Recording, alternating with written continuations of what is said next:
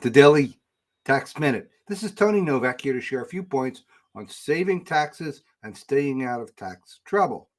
Today's topic is unreasonable compensation. And of course, that's a play on the word of a phrase we use in tax practice, reasonable compensation. And it pertains mostly to shareholders, owners of small business corporations.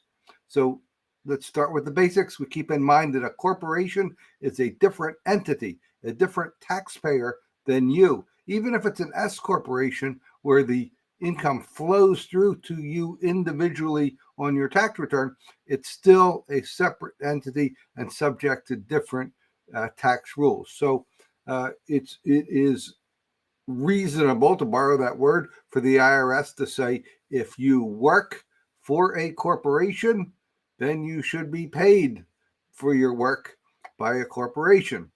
And owners have the ability to say, well, no, I'm not going to take a salary, or I'm going to take a very low salary, and I'm going to get paid all in dividends, and none of that will be subject to wage taxes, Social Security, unemployment taxes, and those types of things.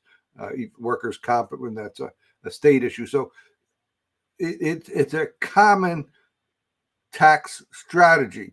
So the trouble is, IRS says, well, determine what is a reasonable compensation, take that as salary, and then take the rest of your earnings as non-salary. That's okay. So what is reasonable compensation and what is unreasonable compensation? I had a couple of cases this week that I heard about, not just that were my cases, but other tax professionals were working on, where if the taxpayer were to run the story by their child, their spouse, or somebody that was completely unfamiliar with the field of tax, that person would tell them that's an unreasonable compensation. And so I don't know if this went, my screen blinked out, but I'll keep going to see if it records properly. In any event, so it doesn't take an expert to know when compensation is unreasonable.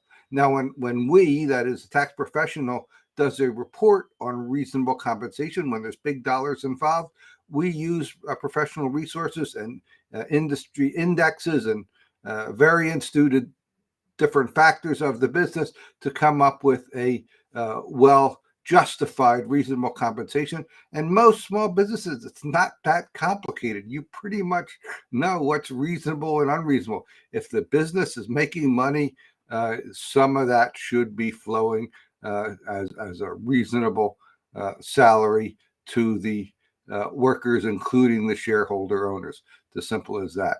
Would love to hear your thoughts or comments, questions about this topic, either on social media or reach me one-on-one at taxproblems.cba. I'll be back tomorrow with another tax